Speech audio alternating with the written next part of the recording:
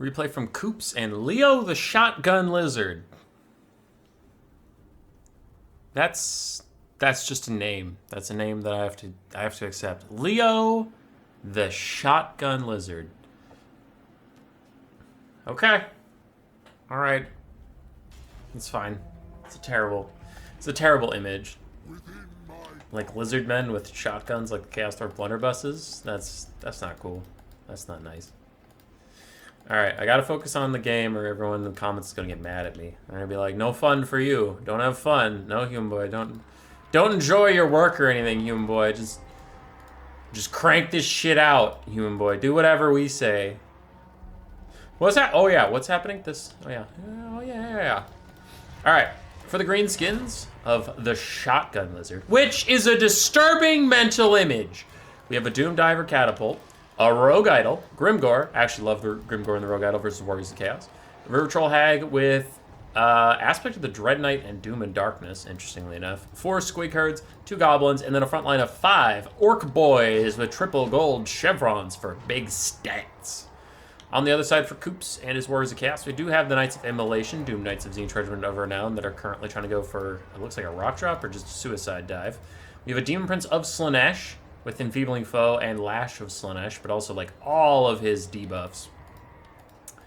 Oh, there's the Night Goblin RR spinning loons in the distance for the Greenskins, apparently. They're going to rejoin. They will not make it to this fight in time. Just no shot. Anyway, for the Warriors of Chaos, 5 more Marauders, 4 Chaos Warhounds with Poison, and then 3 Chaos Knights, 2 of which are of Slaanesh. Cool. The Greenskin front line is better. Their flanks are weaker, so Warriors of Chaos are going to have to make their money on the flanks. Chaos Warhounds actually get a lot of damage on that charge with the Orc Boys, but they are going to start losing it, and they're losing it really bad to these Squinks. Squinks? Squigs. Doom Knights try to dive on the River Troll Hag. It's not really going to work, and they now have to run away from the Rogue Idol, but they do actually get away, so good for them. And the Chaos Knights are in. Doom Knights rear charge these Squigs to break them pretty darn quickly. Get those guys out of here, as the Demon Prince is also diving onto the River Troll Hag. Really trying to shut her down, but standard ground is popped from Grimgor, and Grimgor also throws out a Yor next, making the Demon Prince pretty vulnerable to him. And Grimgor now gets Aspect of the Dread Knight to keep him... give him magic attacks to try and do more damage to the Demon Prince of Slaanesh. Interesting stuff. One Squig Herd has shattered. These Orc Boys who are out of position are getting murked at the moment. But Grimgor is handing the Demon Prince of Slaanesh his ass. And it ain't over as Waz popped. He keeps running after, but now the Demon Prince is going to get away. The front line of triple gold chevron Orc Boys is doing just fine against those Marauders. And the backline Squigs seem to be doing alright versus the Chaos Mobility Corps. Most of their dogs have been routed off. The Chaos Knights are doing fine, to be fair. And the Knights of Immolation haven't even broken their shields. So that's going pretty well overall. Doom Diver Catapults are trying their best. After the homing changes, some people wondered if they'd be any good. I'm firmly in the nope camp, and some people around me who have tried them have also said they're not good, but they're better than they were. Improvement points? Chaos Knights trying to just sweep up more Orc Boys and get a little bit of value back there. Though they haven't done anything to any of the single entities, which is a bit concerning. And the Doom Diver Catapults get to fire this whole time. I do think the Doom Diver should probably just shoot at Chaos Knights, because at least then their damage is going to be something meaningful rather than Marauders. But we'll see. Night Goblin ROR. Still trying to join the fight. Oh lord, they're coming, don't you worry. We do have something happening here. An Overcast Doom and Darkness on this whole area, as Marauders are going to get routing here pretty soon. And that'll leave just the Chaos Knights, who can opt out of this fight, so they'll largely be okay with that. And Greenskins don't control the mobility game at all, so it's not like routing something means it's going to die. It'll probably just come back in a bit. Because anything that gets lost out here, like tries to chase stuff off, is going to get swept up by Chaos Knights, so it's actually riskier to leave the formation when you don't have the mobility advantage. And the Doom Diver Catapults, like, if they were doing more damage, like, that was just the most pathetic thing I've ever seen. If they were doing more damage, I would understand what the Greenskins are trying to do here. Because without the mobility advantage, you have to do significant damage in melee. But to force your enemy to even want to go into melee with you, you need ranged pressure. And that's what artillery is generally good for. Artillery in Game 3 has not been in a great spot. And that's traditionally why we don't see a lot of it And the Doom Diver catapults are kind of Exhibit A in that at the moment. Now, some stuff has gotten buffs, like any of the Cathay artillery is really fucking good. Some of the artillery of the Empire has gotten buffs in Game 3. And Warp Lightning Cannons recently got some love, but I think all artillery that wasn't made in Game 3 needs that little bump, that little bit of extra love to make them more worthwhile. Doom Diver still firing away. They've used about half their ammunition for 400 value. God damn, dude. An artillery piece getting that much ammo off in a 5-minute game should have a lot more value. I digress. I haven't talked about the game for a bit. It's just Chaos Knights and Dogs picking off anything that's not a part of the central area, and anything that is in the central area defending the Doom Diver catapult, which I have been talking about at length, but it's not doing much, so that's why I'm saying those hurtful things. I appreciate not seeing Spirit Leech and Fate of Buna, though I do think Spirit Leech and Fate of Buna are just better spells than these two. Aspect of the Dread Knight is neat for the magic damage, but the magic damage will only help against the Demon Prince of Slaanesh. I guess the Chaos Knights of Slaanesh have a whopping 5% physical resistance, but still. Spirit Leech and Fate of Buna are just better. And then Doom of Darkness is alright, but Warriors of Chaos generally have pretty high leadership, so Doom of Darkness is going to punish them as hard. And once again, not to be a broken record about it, that was a really nice Spinning Loons cast. Really predictive and did a lot of damage, so I like that a ton. Anyway, routing stuff doesn't matter nearly as much when you don't have the capacity of chasing it down, because it'll just come back. So it is cool that they're trying different spells, but I will remind everyone who cares that there is a reason those spells are meta. Doom Knights diving back in onto the Doom Divers. Getting a little bit more poke out onto those guys. And they're still struggling to do their best as they fire into Chaos Knights, and I can't even see the damage they're doing. It's sad. Demon Prince dives in to help out his Doom Divers. He does push off... he helps his Doom Knights to push off the Doom Divers. The Doom Divers are now routing, and the Demon Prince is trying to get out of there.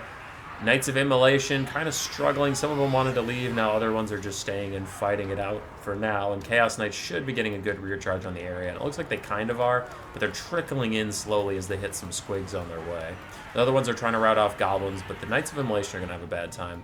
In the distance, more Chaos Knights of Slaanesh are fighting the Rogue Idol, and it looks like our Demon Prince pal wants to maybe try and get some damage out here while the Rogue Idol is not near Grimgor. But the Greenskins are chilling. They're chilling. We do have a mass route over here going on, but as long as Grimgor, the Rogue Troll Hag, and the Rogue Idol are fine, then everything they care about in this game is still going good. Night Goblins being unbreakable will offer a nice little bit of poison support, and they throw out their last Spinning Loon into the oncoming Marauders. A little bit of Goblin-friendly fire, but that's just on brand for those lads. And the Rogue Idol is continuing to fight out the Demon Prince of Slaanesh. His stats are getting lowered, Enfeebling Foe taking him down to 23 and 0. 0 melee defense for him. But the Chaos Knights of Slaanesh are having trouble really punishing this, as they're only partially surrounding him, and his 150 armor is a lot to get through for non-armor-piercing Knights. Doom Knights and more Chaos Knights trying to get rid of all these greenskins. Last of the Goblins look like they'll be routing soon, but the Unbreakable Night Goblins will be fine. An aspect of the Dread Knight is popped onto the Rogue Idol to give him magic attacks, so when he does swing back at this Demon Prince, he can just bypass the 25% physical resistance.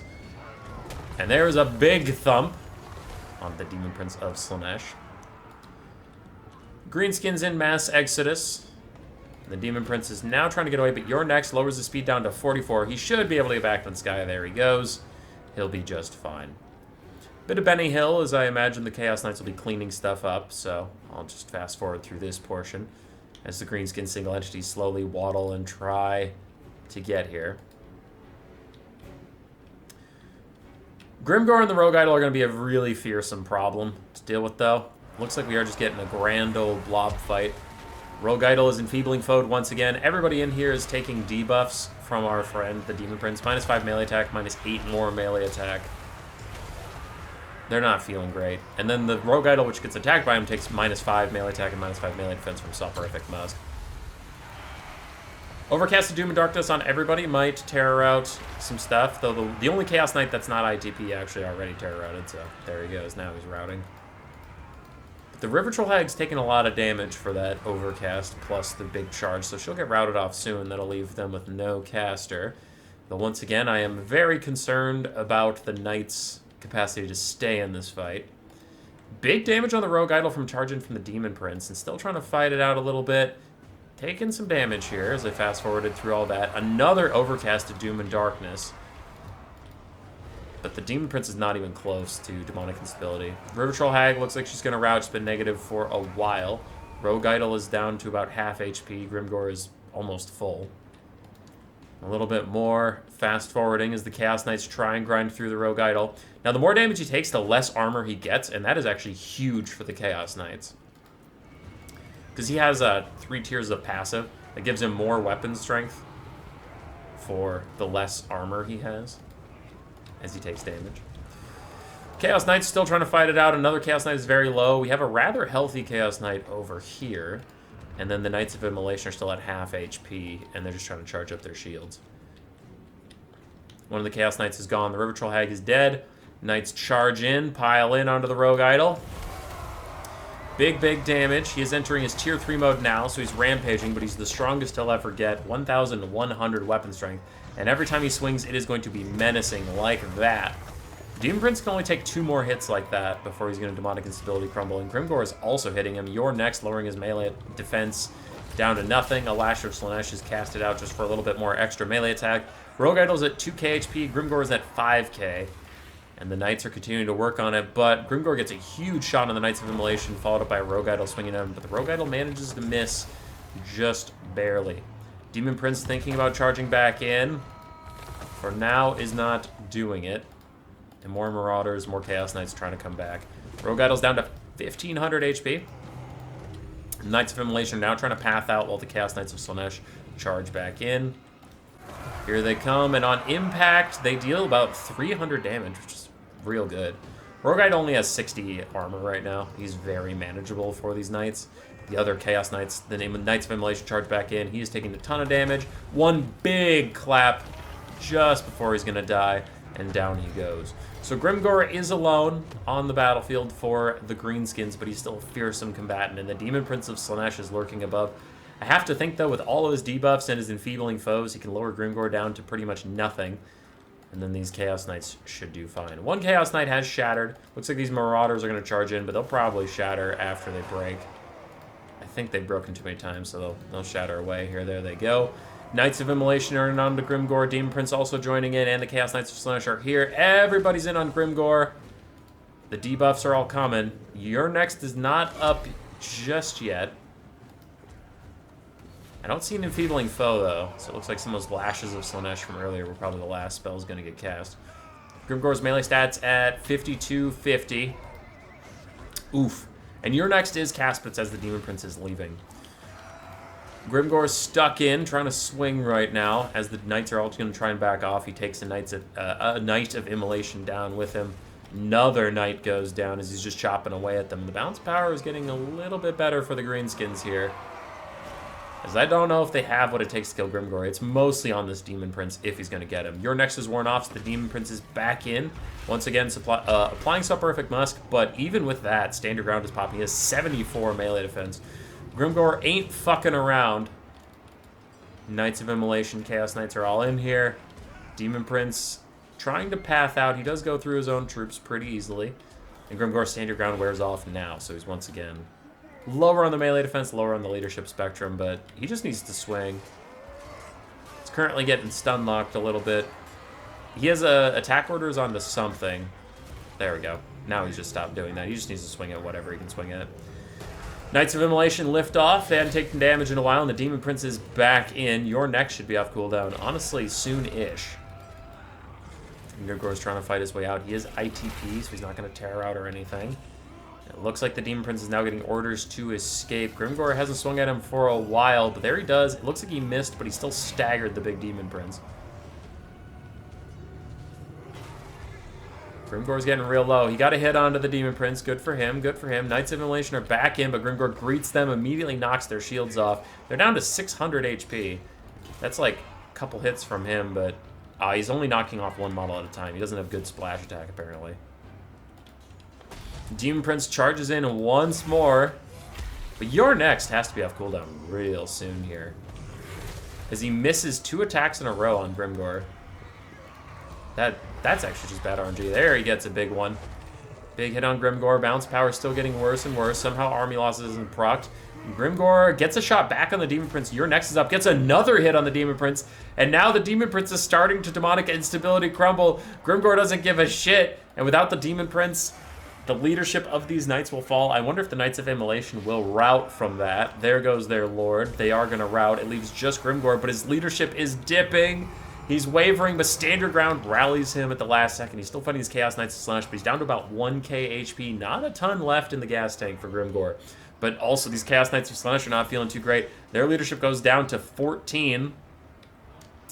And they're still trying to fight their way out of this. Grimgor's lost 100 HP. He's lost 150 HP since we last saw him. 850 for him. And the Chaos Knights really aren't taking that much damage, but their leadership is just faltering. They're one leadership ahead of Grimgor in this race to see who breaks first. Grimgor goes down to negative 14 leadership, and he does rout. Barely. I legitimately take Grimgor in this matchup. Grimgor and a Rogue Idol are real good versus the Warriors of Chaos. Grimgor doing amazing, 2,700 value, 2,600 for his Rogue Idol compatriot. Doomdiver sucked. It did nothing. The Gold Chevron Orc Boys were fun. They were fun frontline. They held for a while. They just didn't have any Chaos Warriors or anything to fight. Squigs did fine. Goblins did okay. For Koops, his Demon Prince didn't get a lot of value, but it was nice and supportive. His Knights did most of the work in this game. Dogs tried to help out, but really didn't succeed at much. And Marauders did okay. GG. Roar. Subscribe, yes, yes.